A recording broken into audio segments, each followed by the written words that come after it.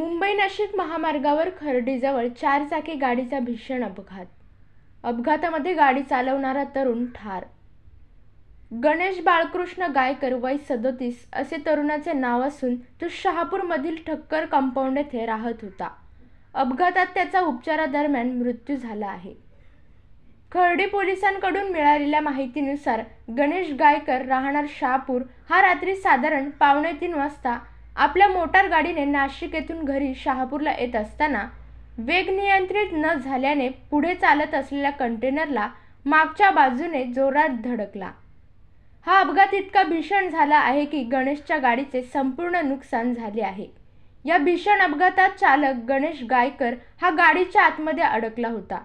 अपघाताची माहिती मिळताच तेथे जमलेल्या नागरिकांनी, जीवरक्षक टीम आणि खर्डी पोलिसांनी गाडीचा पत्रा तोडून गणेशला बाहेर काढले व उपचारासाठी खर्डी येथील ग्रामीण रुग्णालयात दाखल केले.